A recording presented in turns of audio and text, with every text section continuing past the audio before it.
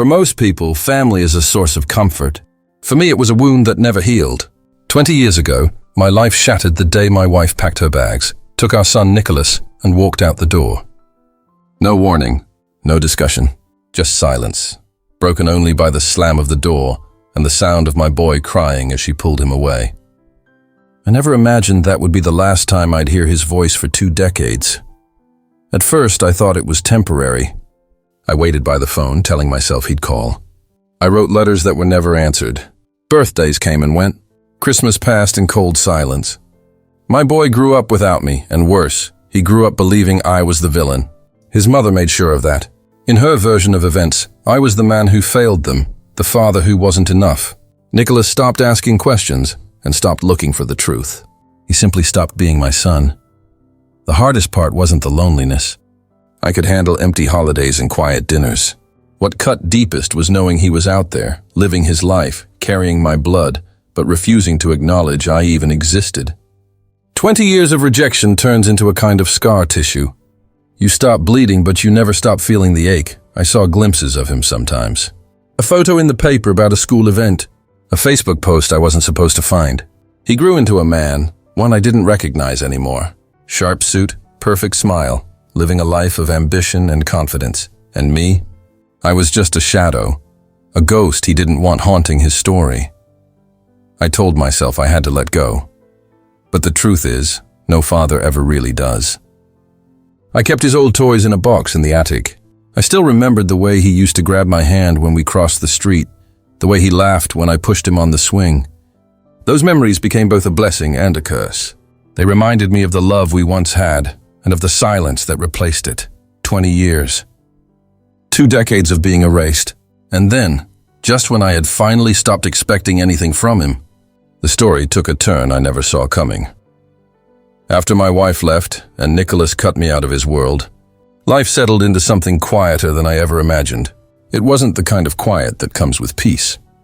It was the heavy kind, the one that fills your house like fog, seeping into every room until you can hear your own heartbeat louder than the ticking clock on the wall.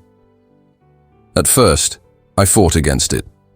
I tried calling Nicholas every birthday. I left messages on his voicemail. Sometimes I mailed him a card, even when I knew he wouldn't open it. Each time, the silence on the other end grew heavier, more final. By the 5th year, I stopped trying. That's when the quiet became my normal. I threw myself into work, not because I loved it, but because it gave me structure. I was an accountant.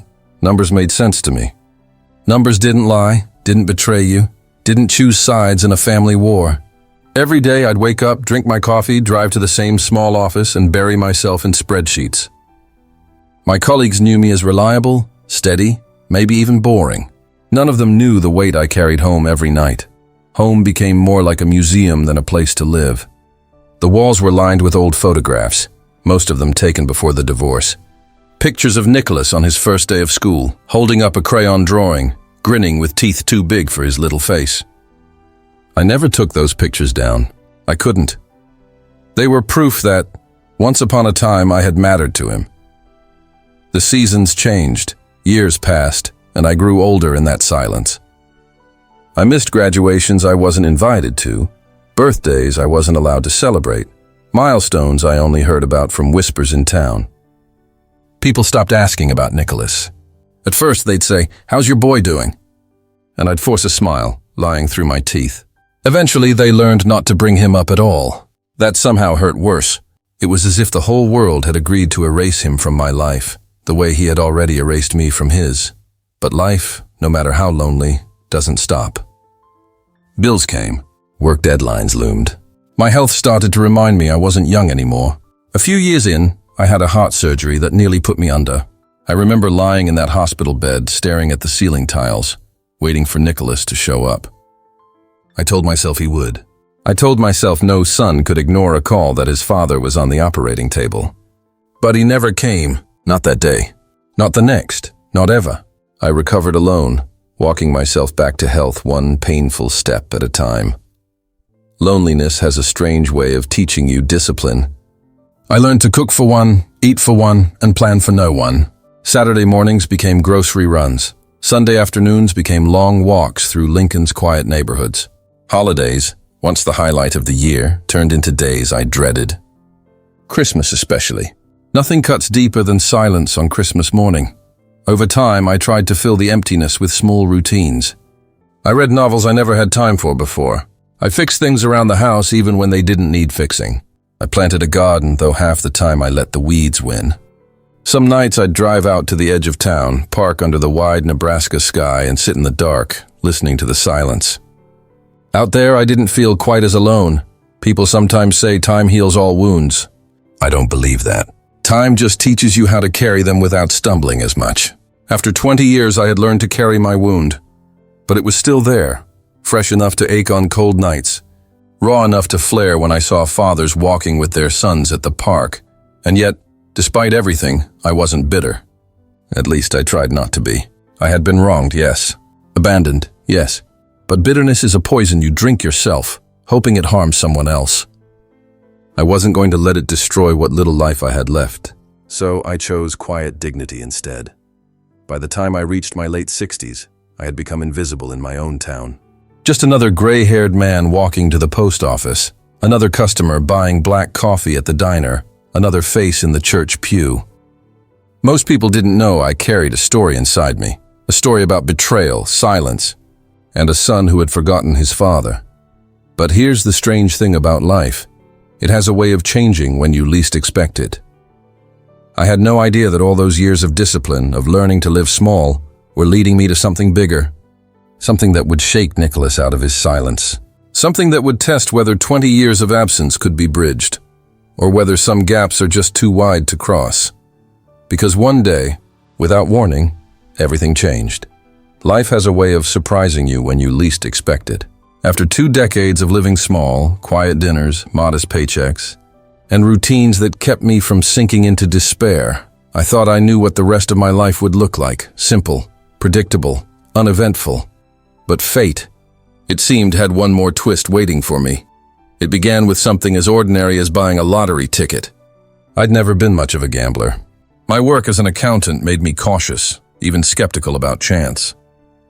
Numbers obeyed rules, chance didn't. But one Friday evening, standing in line at the grocery store with a loaf of bread and a carton of milk, I noticed a bright display of lottery slips. The jackpot had rolled over again, climbing into the hundreds of millions. People ahead of me were buzzing about it, laughing as they filled out their numbers. On a whim, I bought one ticket, just one. I tucked it into my wallet and forgot about it until Sunday morning. The winning numbers flashed on the television as I was sipping coffee. I wasn't even paying attention at first, just background noise while I buttered my toast. Then I looked. Really looked. The first 3 numbers matched. Then the 4th, my hands began to tremble as I compared each digit. By the time the final number lined up perfectly, I dropped my toast onto the plate, staring in disbelief. I had won.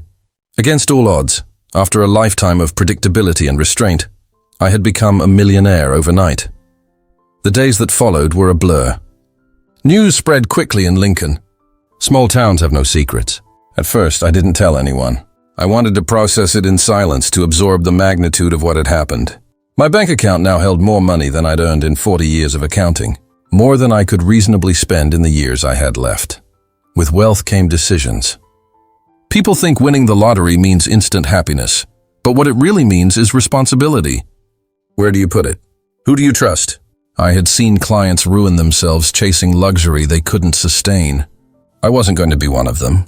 I hired a lawyer, an investment advisor, and set up protections that made sure I'd never have to worry about money again. But here's the thing about money.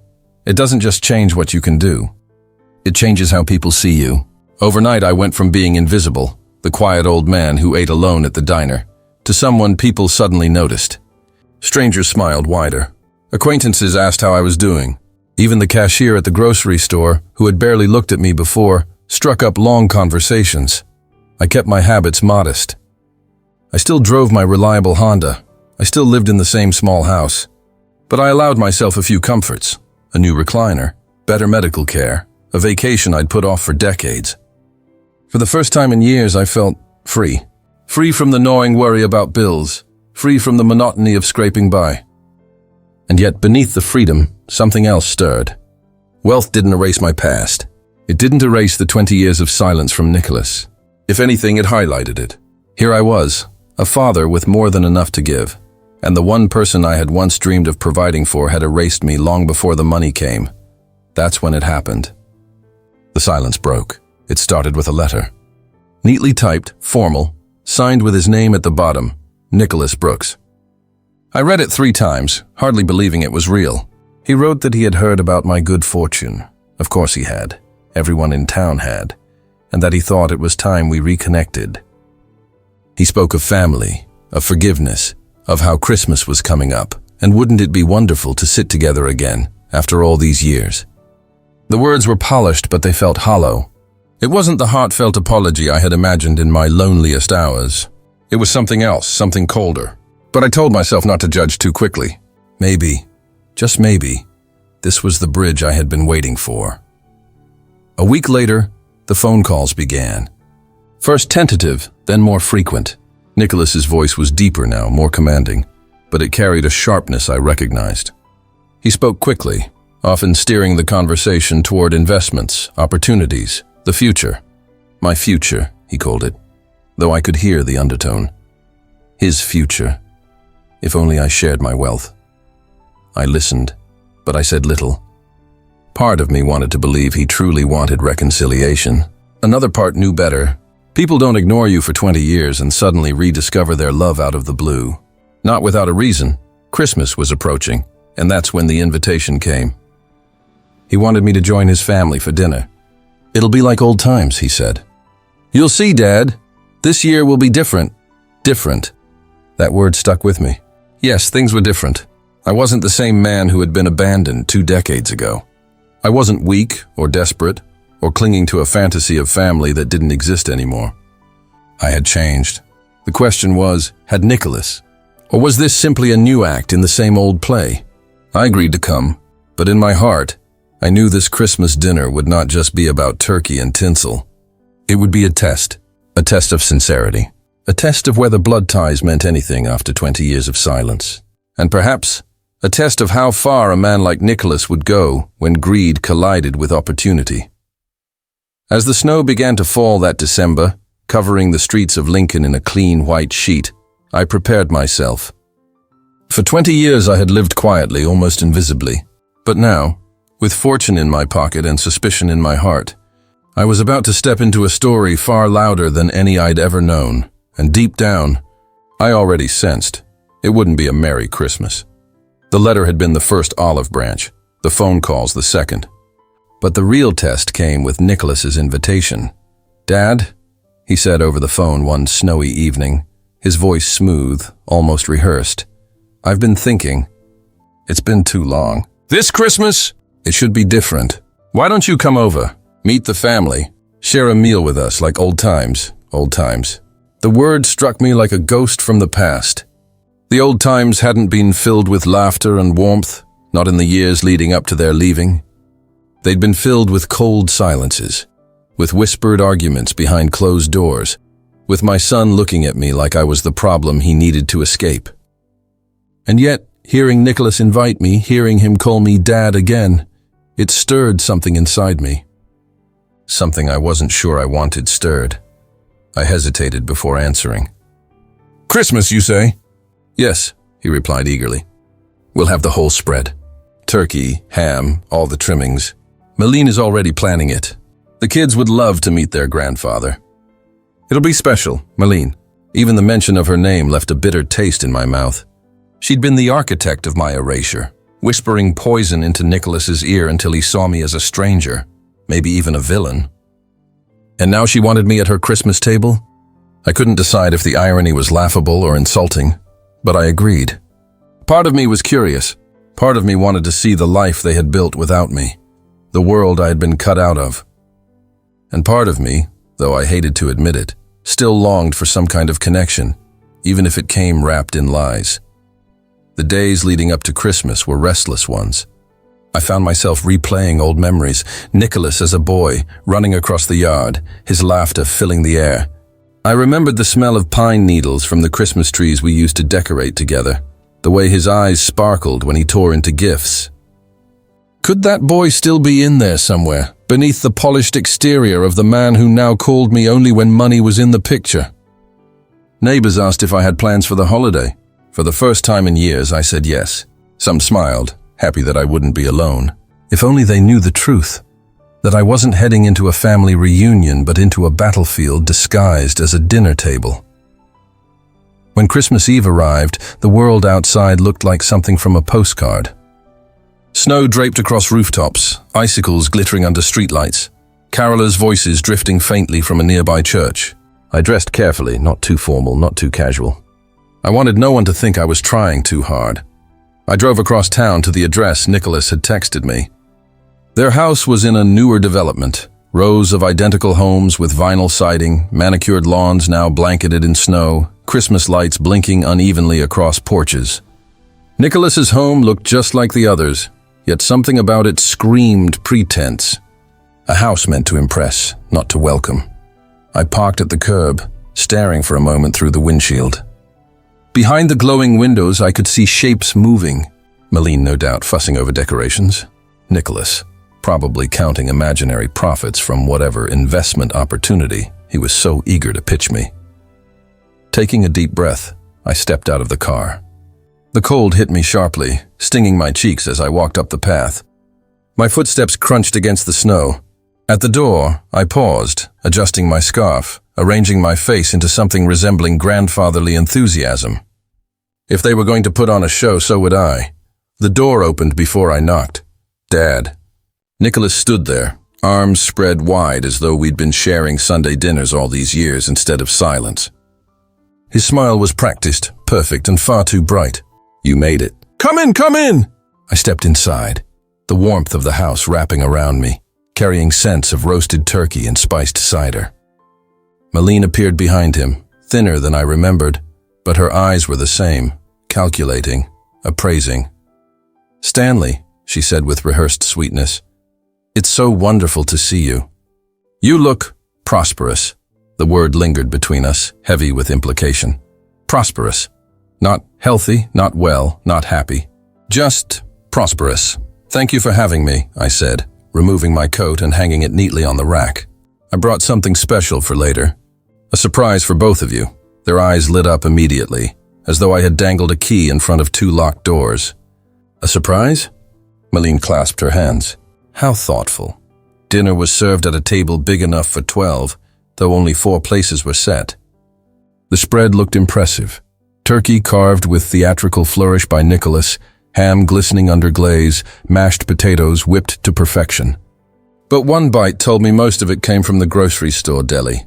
Appearance over substance, a perfect metaphor for their lives. We made polite conversation.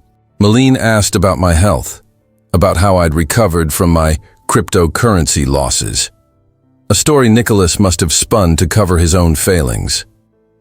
Nicholas, meanwhile, launched into a detailed explanation of his latest project.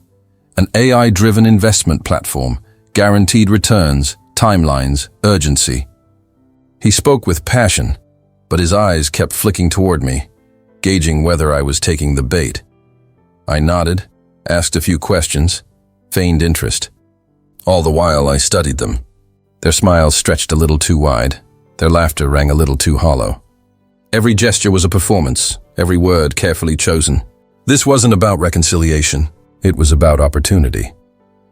As dessert was being served, a knock came at the door, sharp, authoritative, impossible to ignore. Nicholas frowned, setting down his fork. I wasn't expecting anyone, he muttered, rising to answer. And in that moment, as I watched him walk toward the door, I knew whatever was about to happen next would shatter the illusion they had so carefully built. The knock at the door changed the rhythm of the evening. Nicholas excused himself with a forced smile, his shoulders tense as he moved toward the entryway. I sat quietly watching. Malene busied herself with rearranging dessert plates, her eyes flicking nervously toward the hallway. A man's voice drifted in from the door, deep, impatient, laced with irritation. Nicholas, we need to talk. You're late on payments again. The words cut through the festive air like a shard of ice. I pretended not to hear, though every syllable rang clear.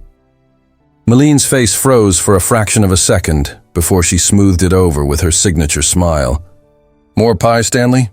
She asked sweetly, though her hand trembled as she lifted the serving spoon.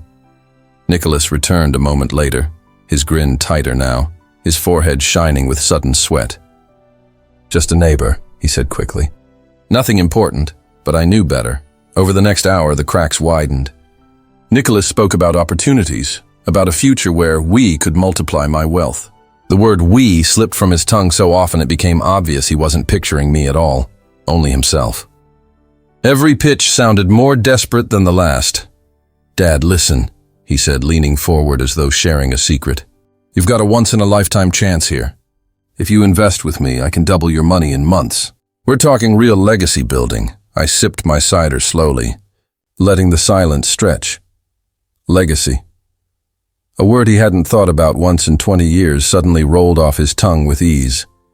Malene joined in, her tone syrupy. It would mean so much to the children. College opportunities, a better life.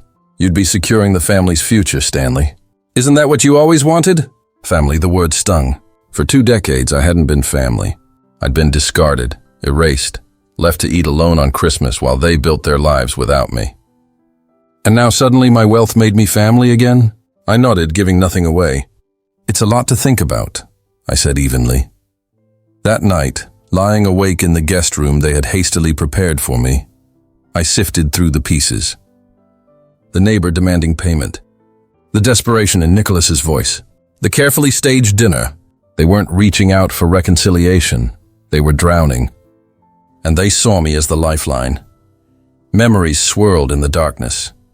Nicholas as a boy clutching my hand as we crossed icy sidewalks. His laughter when I pushed him on the swing. His pride when he graduated high school. Somewhere along the way, that boy had vanished, replaced by a man who measured love in dollars. But I wasn't the same man either. 2 decades of silence had hardened me. Winning the lottery had sharpened me. And now, I wasn't about to hand over my fortune simply to buy a seat at their table. The next morning, I wandered through the house while Nicholas and Malene slept in. Their kitchen counter was cluttered with unopened bills, each stamped with urgent red letters. A foreclosure notice peeked out from beneath a stack of envelopes. So that was it. The grand home, the staged dinners, the polished smiles, it was all built on sand. They weren't inviting me back into their lives out of love. They were inviting me into their sinking ship, hoping my money could plug the holes. I folded the papers back into their neat piles, careful not to disturb too much. When Nicholas appeared in the doorway, rubbing his eyes and forcing another bright grin, I simply said, "Breakfast smells good." Inside, though, my mind was already turning. If this was the game they wanted to play, I would play it, but by my rules. I had spent 20 years invisible, forgotten, written out of their story. Now, for the first time in decades, I held the pen, and I intended to write the ending myself. Morning sunlight filtered through the blinds, streaking the dining room with pale gold. Nicholas sat across from me, nursing his coffee, while Malene busied herself at the stove, her movements brisk, too deliberate. The air was thick with unspoken things. I had seen the bills. I had heard the man at the door. I knew the truth they were trying to hide beneath their polished smiles. And now it was time to begin drawing the curtain back. "So," I said casually, stirring sugar into my coffee. "You mentioned investments last night." Nicholas's eyes lit up instantly, a spark of hope flaring to life. He leaned forward, eager, as if I had just handed him the key to salvation. "Yes, Dad. Exactly. I didn't want to overwhelm you with details over dinner, but the opportunity I've been working on, it's incredible. Revolutionary, even. You'd be getting in at the ground level." "Early adopters are the ones who profit the most." He launched into his pitch, words tumbling over one another, hands slicing the air for emphasis. He spoke of algorithms, automation, returns that sounded almost magical. But beneath the polish, I heard it, desperation. This wasn't just a business plan. It was a plea. I let him talk. When he finally paused to sip his coffee, I asked softly, "And how much do you need?" Nicholas blinked. He hadn't expected me to cut straight to the heart of it. "Well, to make it work properly, to really maximize the potential, we'd be looking at maybe 100,000. To start, I repeated, as if tasting the words. Malene swept into the room then, setting a plate of eggs and bacon before me. "It's not just about business, Stanley," she said, her tone sugar-dipped. "This is about family. About building something together. Isn't that what you've always wanted? To be part of something bigger than yourself?" Her smile was perfect, but her eyes gave her away. They darted toward Nicholas, quick and nervous, then back to me, gauging my reaction. I chewed slowly, letting the silence press on them. Then I set down my fork. "You're right, Malene. Family does matter. It always has." For a moment her smile brightened, until I added, "That's why I wonder where family was during the last 20 Christmases." The room froze. Nicholas's fork clattered against his plate. Malene's hand tightened on her coffee cup. "Dad, that's not fair," Nicholas said quickly. "Things were complicated. You know how it was." "I know exactly how it was," I replied evenly. "I was alone. Every year. While you built your life somewhere else. Complicated or not, you made choices." His jaw tightened. "People change." "Yes," I said quietly. "They do." The weight of my words hung in the room. Nicholas shifted uncomfortably, then leaned forward again, his voice softening, trying to regain ground. "Look, Dad, I know we lost time. But this is our chance to make up for it. To move forward. Don't you want that?" What I wanted was honesty. But honesty wasn't on the table. They weren't here to reconcile. They were here to cash in. I decided to push a little harder. "Tell me something, Nicholas. How's the house? Mortgage payments steady?" The color drained slightly from his face. Malene shot me a sharp glance, her mask cracking for just a heartbeat before she patched it back together. "We're fine," she said quickly. "Completely fine. Why would you ask that?" "Just curious," I said, sipping my coffee. "It's a big house. Expensive, I imagine." Nicholas cleared his throat, fumbling for composure. "Like I said, Dad, that's why this investment is so important. Once it takes off, money won't be an issue anymore. For any of us." I let him squirm, then leaned back in my chair, folding my hands calmly on the table. "Nicholas, do you know the difference between an investment and a gamble?" He frowned. "Of course I do. An investment has a foundation, a plan, a track record. A gamble relies on hope and luck. One builds security, the other builds desperation." The silence stretched. Malene shifted in her seat. Nicholas's face flushed red, his hands clenching. "You think I'm desperate?" he asked, his voice low, tight with anger. "I don't think," I replied calmly. "I know." He slammed his palm on the table, making the plates rattle. "After all these years, you finally come back into our lives and this is how you treat me. You don't understand the pressure I'm under. You don't understand what it's like to carry a family on your back." The irony was almost laughable. He had carried a family? He had abandoned his own father without a backward glance. Malene reached out, touching his arm, trying to soothe him. "Nicholas, please, let's not fight. This isn't what tonight is about." But her eyes betrayed her fear. She knew I had seen through them. I stood then, slowly, deliberately. My chair scraped against the floor. "You're right, Malene. Tonight isn't about fighting. It's about truth, and I think it's time we started telling it." Both of them looked at me, waiting, uncertain. "You didn't invite me here because you missed me," I said, my voice steady. "You didn't invite me here out of love or forgiveness. You invited me here because you think my money can save you. But money doesn't fix character, and it certainly doesn't erase 20 years of silence." Nicholas's mouth opened, but no words came out. Malene's face hardened, the sweetness vanishing, replaced by the cold steel I had always suspected lay beneath. "So what then?" she asked, her tone sharper now. "You came here just to lecture us? To rub it in?" I shook my head. "No, I came because I wanted to see if reconciliation was possible. I wanted to believe that maybe, just maybe, you reached out because you cared. But now I see the truth." I walked to the doorway, pausing to look back at them. "Be careful, both of you. Greed has a way of consuming everything in its path. Even family." The silence that followed was heavy, suffocating. Nicholas stared at the table, his hands clenched into fists. Malene's lips pressed into a thin line, her eyes glittering with something dangerously close to hatred. I left the room, retreating to the guest bedroom. Behind the closed door, I let out a long breath. My hands trembled, not from fear, but from the weight of what I had unleashed. The confrontation wasn't finished, not yet. But the mask had slipped. They knew I saw through them, and now the game had truly begun. The house was strangely quiet after our clash in the dining room. No more polite chatter, no more forced laughter, only the low hum of the furnace and the ticking of the kitchen clock. I lay in the guest room, staring at the ceiling, replaying Nicholas's face when I told him the truth.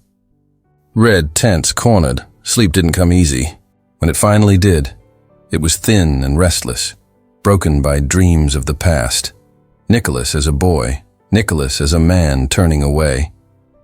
I woke before dawn, the sky outside still dark, a thin frost tracing the window glass. I sat up, heart heavy yet sharp with purpose. Enough was enough. The games, the manipulation, the hollow words.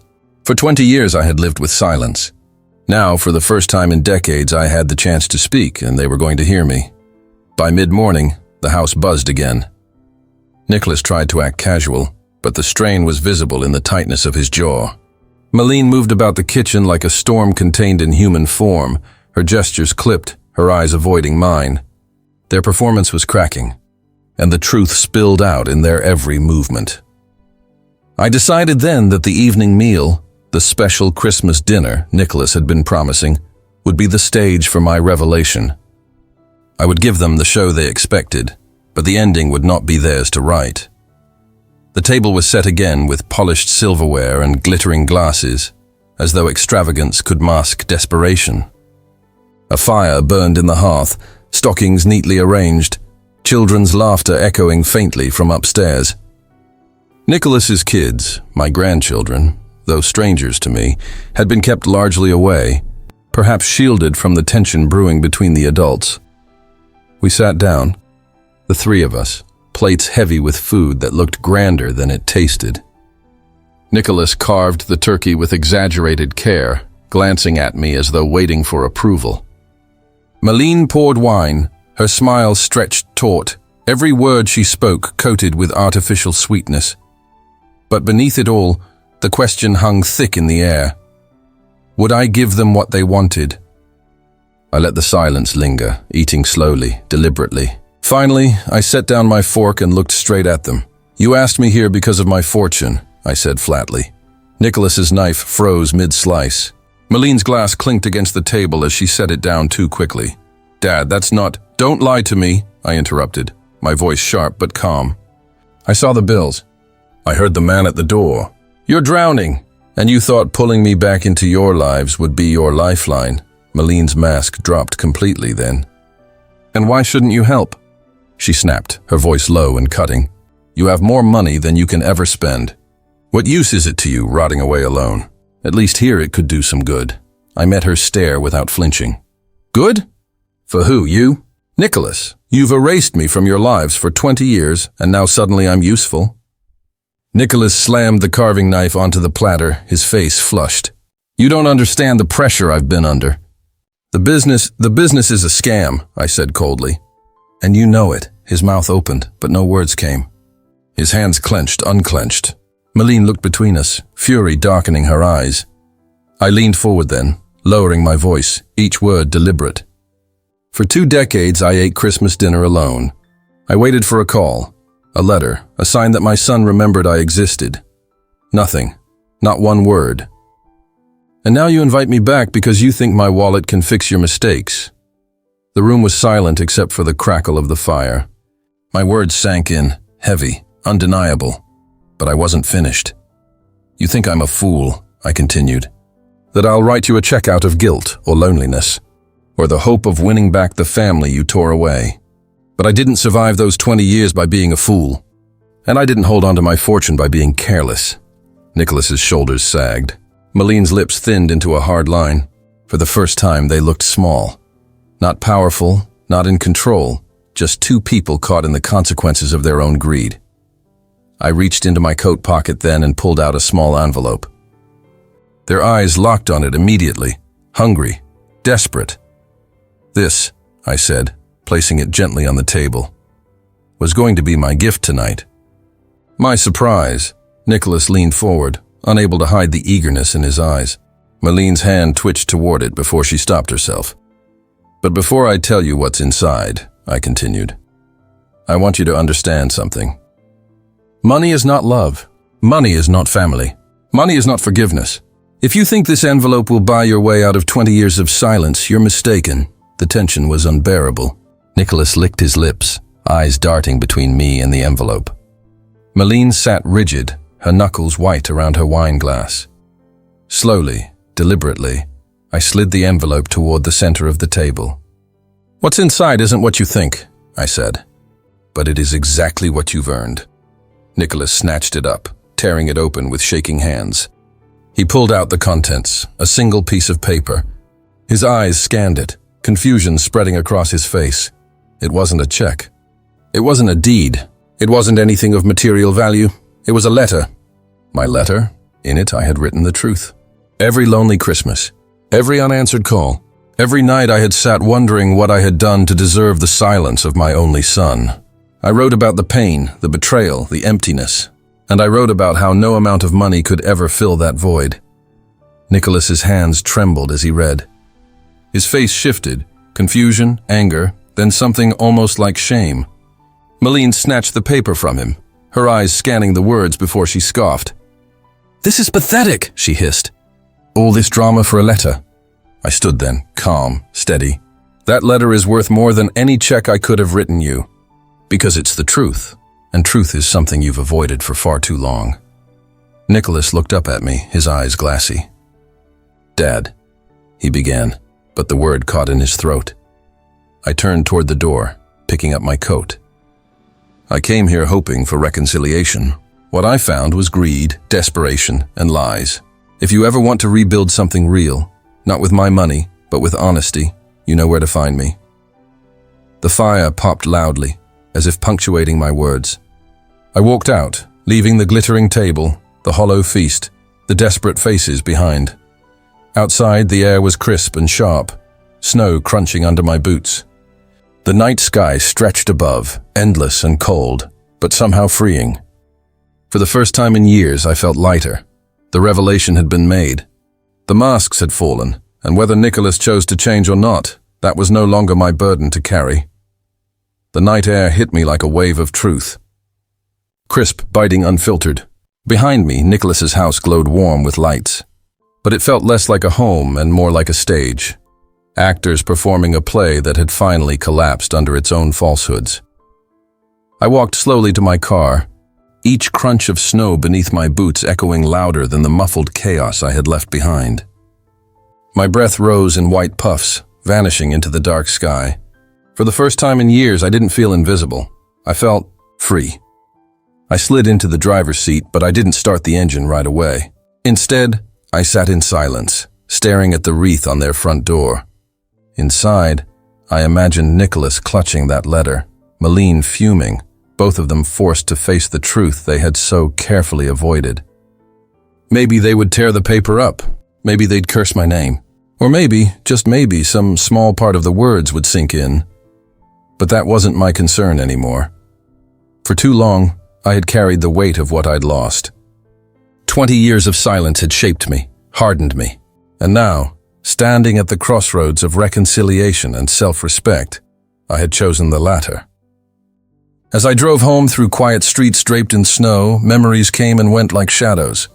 Nicholas as a boy, laughing as I pushed him on a sled. His teenage years, the arguments that built walls between us. The day he left without a backward glance. Those memories were carved deep, but for the first time they no longer bled. They were simply part of the story. My small house welcomed me with its familiar stillness. I hung my coat, placed my keys on the counter, and sat in the recliner I had bought with my newfound wealth. The silence wasn't heavy anymore. It was peaceful. Over the next few days, Christmas passed like any other holiday.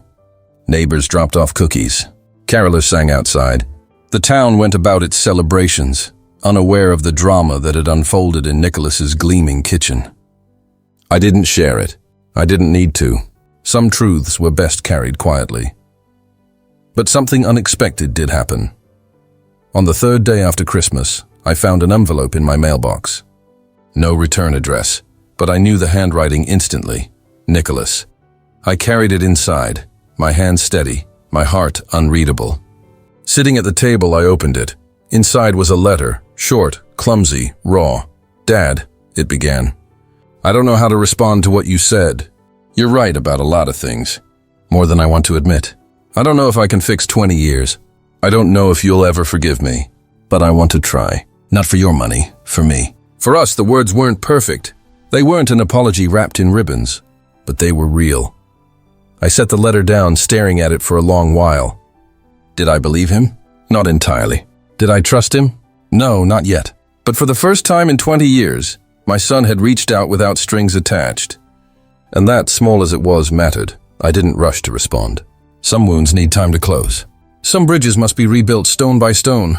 But I folded the letter carefully and placed it in a drawer. A reminder that maybe, just maybe, this wasn't the end of the story. Wealth had brought Nicholas back to my doorstep, but truth had sent me away with dignity. And perhaps truth, given time, could build something stronger than wealth ever could. As the snow outside deepened and the year drew to a close, I made peace with one simple truth. I could not change the past. I could not force love where it no longer lived, but I could choose how to live the days ahead. I raised a glass of cider that night, alone in my quiet home, and whispered to the silence, "Here's to the future, whatever it brings." And for the first time in a very long time, I felt ready.